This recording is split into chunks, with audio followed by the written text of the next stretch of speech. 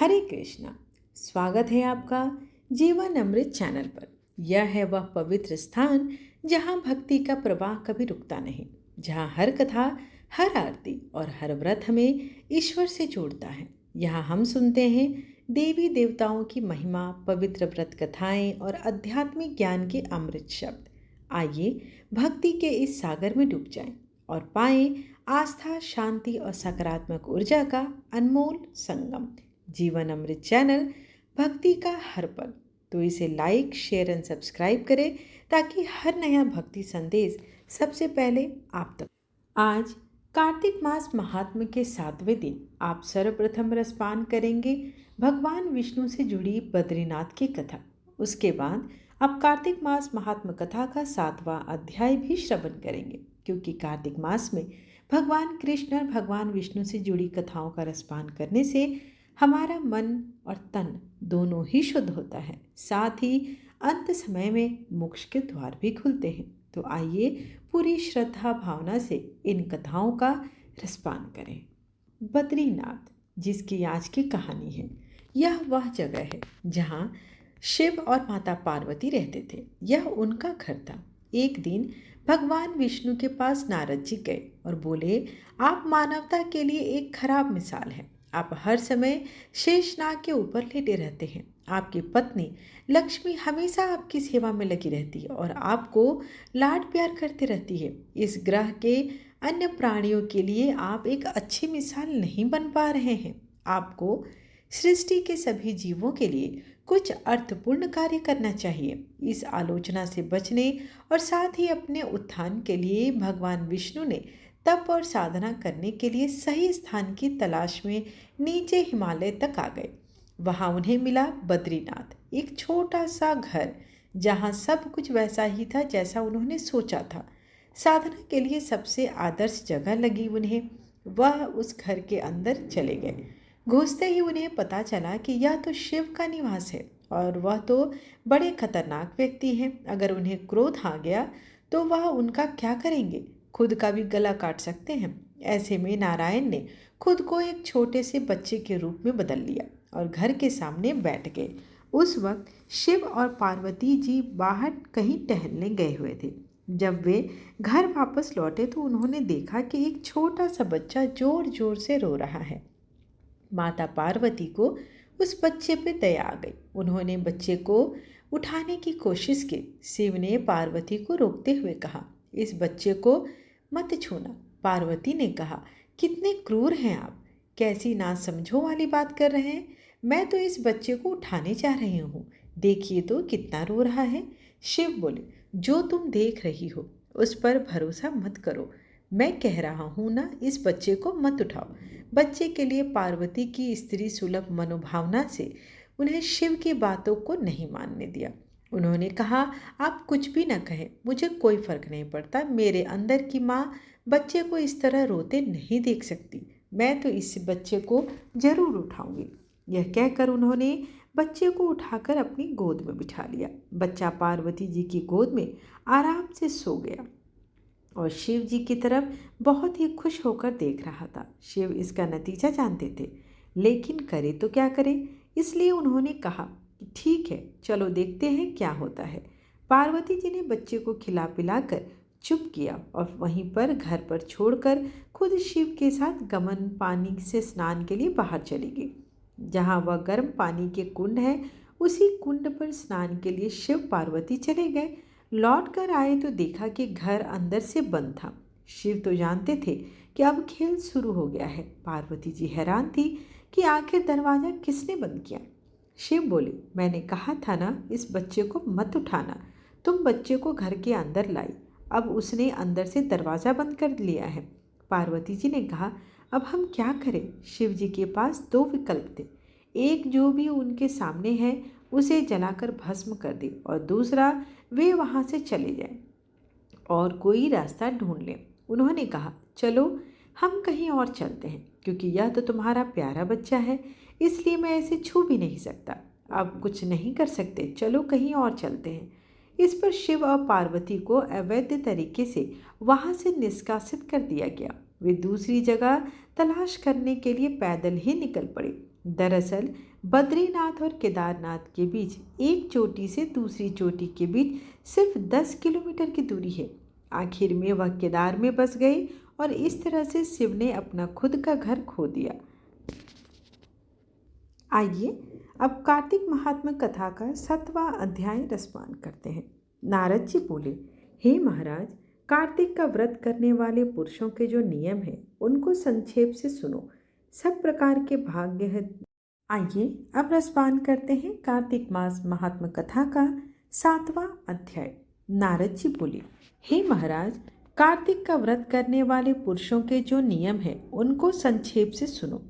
सब प्रकार के भोग्य वस्तु जैसे मांस, शहद, राई और उन्मादक वस्तु, इन सब को भी कार्तिक व्रत करने वाला छोड़ दे। देवता, वेद, ब्राह्मण, गुरु, गौ, स्त्री और राजा, इन सब की तथा बड़ों की निंदा कार्तिक व्रत करने वाले मनुष्य छोड़ दें। दूधल अर्थात चना, मटर आदि, तिल का तेल, मालपुआ, पकवान, भाव से दूषित तथा शब्द से दूषित, इन सबों को कार्तिक व्रत करने वाला त्याग दे। प्राणी के अंग का मांस, चूना, जंभीरी, नींबू और अन्नों में मसूर जो मांस के समान है, तैसे ही जूठा अन्न, इन सब को कार्तिक व्रत वाला कभी न खाए। बकरी, गौ, भैंस के दूध से भिन्न दूध आदि, ब्राह्मण के बचे हुए सब रस, भूमि में उत्पन्न नमक, इन सब को भी कार्तिक व्रती को छोड़ देनी चाहिए, क्योंकि ये सभी मांस के तुल्य हैं। तांबे के पात्र में रखा हुआ पंचगव्य और छोटी तैलिया में भरा हुआ जल और अपने लिए सिद्ध किया हुआ अन्न मांस के समान माना गया है। ब्रह्मचर्य से रहना, भूमि पर सोना, पत्रावली में भोजन करना और चौथे प्रहर भोजन कार्तिक व्रती सदा करे। कार्तिक स्नान करने वाला नरक चतुर्दशी को तेल लगावे। अन्य दिनों में तेल का त्याग करना चाहिए। लौकी, बैंगन, कुमड़ा, बृहति, फल, कलिंदा और कैथ, इन सभी को कार्तिक व्रती कभी न खाए। रजस वाला स्त्री को भी त्याग दे और मलेक्ष, पतित, नीच कर्मी तथा ब्राह्मणों के द्वेषी और वेद से 12 चलने वाले लोगों से, इन सभी से कार्तिक व्रत करने वाले कभी भी बात भी न करें। पूर्व वार्ताओं द्वारा कहे हुए अन्न तथा सूतक अन्न को, 2 बार पकाए हुए अन्न को और जले हुए अन्न को कार्तिक व्रती कभी न खाएं। इन पदार्थों को व्रत करने वाला सब व्रतों में वर्जित करे और अपनी शक्ति से विष्णु की प्रसन्नता के लिए कृच्छादि व्रतों को भी करे। कुमड़ा, बृहति फल, तरुनी, शक, मूल, बेल, कलिंदा, आंवला, नारियल, लौकी, परवल, बेर, बैंगन, लौकी, साग तथा तुलसी साग, ये सारे साग क्रम से प्रतिपदा आदि तिथियों में वर्जित करने चाहिए। तैसे ही रविवार को आंवले का व्रती सदा त्याग करे। इन सब वस्तुओं के सिवाय और वस्तुओं को यदि व्रती त्यागे तो उन्हें ब्राह्मण को दान देकर भोग लगावे। व्रत करने वाला मनुष्य माघ में भी ऐसे ही नियम करे और प्रबोधनी एकादशी में कहे हुए हरि का जागरण करे। इसी विधि के अनुसार कार्तिक व्रत करने वाले मनुष्य को देखकर यमदूत ऐसे भाग जाते हैं जैसे सिंह से पीड़ित हाथी भाग जाते हैं।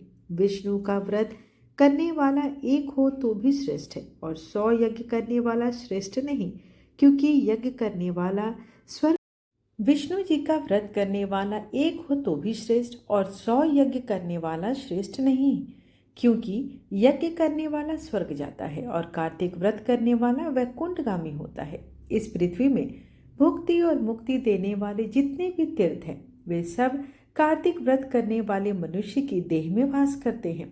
विष्णु के वाक्य से प्रेरित इंद्रादिक देवता कार्तिक के व्रती की इस तरह रक्षा करते हैं जैसे सेवक अपने राजा की रक्षा करता है। विष्णु व्रत करने वाला यहाँ पूजित होकर स्थित होकर रहता है। वहाँ ग्रह, भूत, पिशाच आदि नहीं रहते। ऊपर कही हुई विधि के अनुसार कार्तिक व्रत करने वाले मनुष्य के पुण्य को चतुर्मुख ब्रह्मा भी कहने में समर्थ नहीं है। जो मनुष्य विष्णु को प्रिय, संपूर्ण पापों का नाश करने वाला और अच्छे पुत्र तथा धन धान्य की वृद्धि करने वाला जो कार्तिक व्रत है उसको नियम से करता है, उसको तीर्थों की यात्रा और सेवा से क्या प्रयोजन है।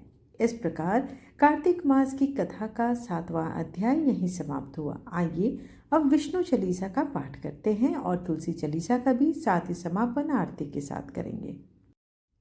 विष्णु सुनिए विनय सेवक की चितलाए, कीरत कुछ वर्णन करूं दीजिए ज्ञान बताए। नमो विष्णु भगवान खरारी, कष्ट सावन अखिल बिहारी।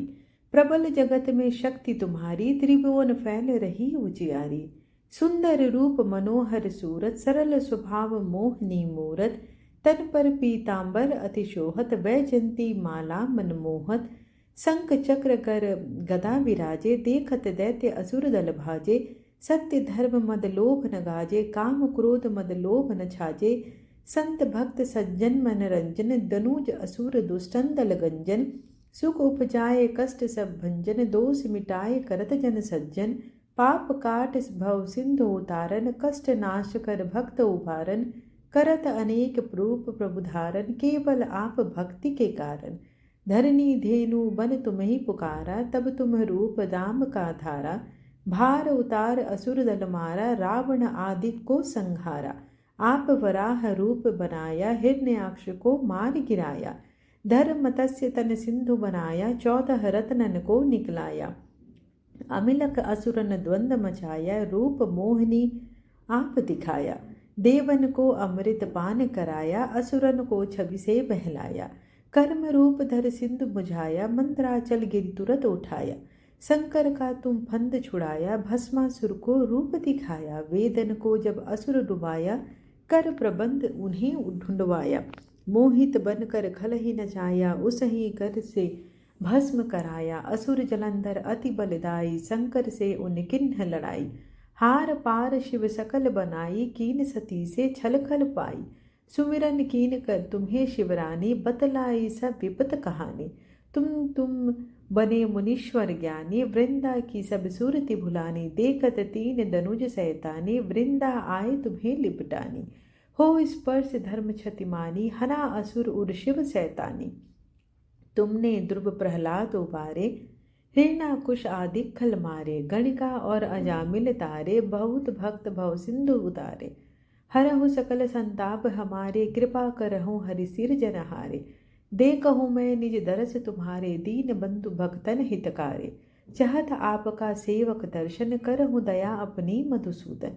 जानू नहीं योग जप पूजन, होय यज्ञ स्तुति अनुमोदन। शील दया संतोष सुलक्षण, विदित नहीं व्रत बोध विलक्षण। करहूँ आपका किस विधि पूजन, कुमति विलोक होत दुख भीषण। करहूँ प्रणाम कौन विधि सुमिरन, कौन भांति में करहूँ समर्पण। सुरमुनि करत सदा सेवकाई, हर्षित रहत परम गति पाई। दिन दुखी निस्पर सदा सहाई, निज जन लेप अपनाए। पाप दोष संताप नसाओ, भव बंधन से मुक्त कराओ। सुख संपत्ति दे सुख उपजाओ, निज चरणन का दास बनाओ। निगम सदा ये विनय सुनाए, पढ़े सुने जो जन सुख पाए। तुलसी चालीसा माता तुलसी को समर्पित है।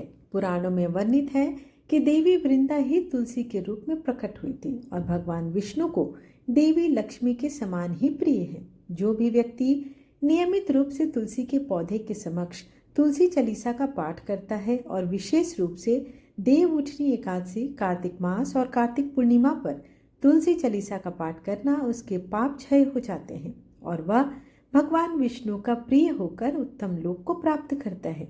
तो आइए माता तुलसी की चालीसा का पाठ करते हैं। श्री तुलसी महारानी करु विनय सिरनाए, जो मम हो संकट विकट दीजे मात नसाए। नमो नमो तुलसी महारानी, महिमा अमित न जाए बखानी। दियो विष्णु तुमको सन्माना, जग में छायो सुयस महाना।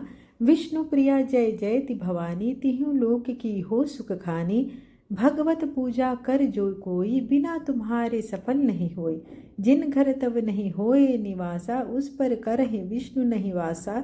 करे सदा जो तब नित सुमिरन, ते ही के काय होय सब पूरन। कार्तिक मास महात्म तुम्हारा, ताको जानत सब संसारा। तब पूजन जो करे कुवारी, पावे सुंदर वर सुकुमारी। कर जो पूजन नीति प्रति नारी, सुख संपत्ति से होय सुखारी। वृद्धा नारी करे जो पूजन, मिले भक्ति लहोवे पुलकित वन। श्रद्धा से पूजे जो कोई, भवनिधि से तर जावे सोई। कथा भागवत यज्ञ करावे, तुम बिन नहीं सफलता पावे। छायो तब प्रताप जग भारी, ध्यावत तुम ही सकल चितधारी। तुम ही मात यंत्रन तंत्रन, सकल काज सिद्धि होवे क्षण में। औषधि रूप आप हो माता, सब जग में तब यस्य विख्याता। देव ऋषि मुनि और तपधारी, करत सदा तब जय जयकारी। वेद पुराणन तब यश गाया, महिमा अगम पार नहीं पाया। नमो नमो जय सुख करणी, नमो नमो जय से दुख हरणी। नमो नमो सुख संपत्ति देनी, नमो नमो अद्य काटन छेनी। नमो नमो भक्त दुख हरणी, नमो नमो दुष्टन मद छेनी। नमो नमो भव पार उतारनी, नमो नमो परलोक सुधारनी। नमो नमो निज भक्त उबारनी, नमो नमो जन काज सवारनी।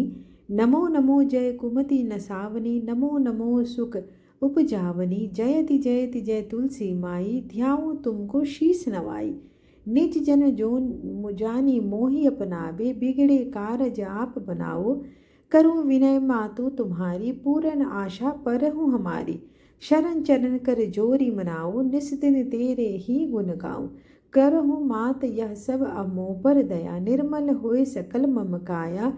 मंगो मात यह दर बर दीजिए, सकल मनोरथ पूरन कीजिए।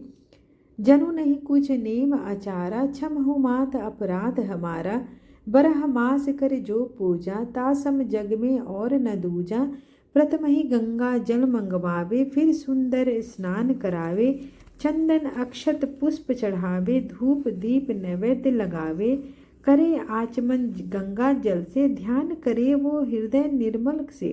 पाठ करे फिर चालीसा की, स्तुति करे माता तुलसी की। यह विधि पूजा करे हमेशा, ताके तन नहीं रहे कलेसा। करे मास कार्तिक का साधन, सोवे नीत पवित्र सिद्ध हुई जाई। है यह कथा वहाँ सुखदाई, पढ़े सुने सो भर तर जाई। तुलसी मैया तुम कल्याणी, तुम्हारी महिमा सब जग जानी। भावना तुझे माँ नित नित ध्यावे, गा गा कर माँ तुझे रिझावे। यह श्री तुलसी चालीसा पाठ करे जो कोय, गोविंद सो फल पावही जो मन इच्छा होय। तुलसी चालीसा के बाद आरती भी अवश्य करें। ओम जय जगदीश हरे, स्वामी जय जगदीश हरे। भक्त जनों के संकट क्षण में दूर करे। ओम जय जगदीश हरे। जो ध्यावे फल पावे, दुख बिन से मन का सुख संपत्ति घर आवे। कष्ट मिटे तन का। ओम जय जगदीश हरे। मात पिता तुम मेरे, शरण गहूँ मैं किसकी। तुम बिन और न दूजा, आस करूँ मैं जिसकी। ओम जय जगदीश हरे। तुम पूरन परमात्मा, तुम अंतर्यामी। पार ब्रह्म परमेश्वर, तुम सबके स्वामी। ओम जय जगदीश हरे। तुम करुणा के सागर, तुम पालन करता। मैं मूरख खल कामी, कृपा करो भरता। ओम जय जगदीश हरे। तुम हो एक अगोचर, सबके प्राणपति। किस विधि मिलूं दया मैं, तुमको मैं कुमति। ओम जय जगदीश हरे। दीन बंधु दुख हरता तुम ठाकुर मेरे, अपने हाथ उठाओ द्वार पड़ा मैं तेरी। ओम जय जगदीश हरे। विषय विकार मिटाओ पाप हरो देवा, श्रद्धा भक्ति बढ़ाओ संतन की सेवा। ओम जय जगदीश हरे। तन मन धन संपत्ति सब कुछ है तेरा, तेरा तुझको अर्पण क्या लागे मेरा। ओम जय जगदीश हरे। श्री जगदीश की आरती जो कोई नर गावे, कहत शिवानंद स्वामी मन वांछित फल पावे। ओम जय जगदीश हरे। तुलसी महारानी नमो नमो, हरि की पटरानी नमो नमो। धन तुलसी पूरन तप कीनो, शालिग्राम बनी पटरानी। जाके पत्र मंजरी कोमल, श्रीपति कमल चरण लपटानी। धूप दीप नैवेद्य आरती, पुष्पन की वर्षा बरसानी। 56 भोग 3600 व्यंजन, बिन तुलसी हरि एक न मानी। सभी सखी मैया तेरे यस गावे, भक्ति दान दीजे महारानी। नमो नमो तुलसी महारानी, तुलसी महारानी नमो नमो। तुलसी महारानी नमो नमो, हरि की पटनानी नमो नमो। आशा करती हूँ कि आपको आज की कथा और वीडियो पसंद आई हो। वीडियो पसंद आए तो चैनल को लाइक शेयर एंड सब्सक्राइब करना बिल्कुल ना भूलें और दिल से कमेंट बॉक्स में हरे कृष्ण अवश्य लिखें। कार्तिक मास का महात्म्य है और ऐसे में एक सकारात्मक ऊर्जा का आदान प्रदान अवश्य करें। धन्यवाद।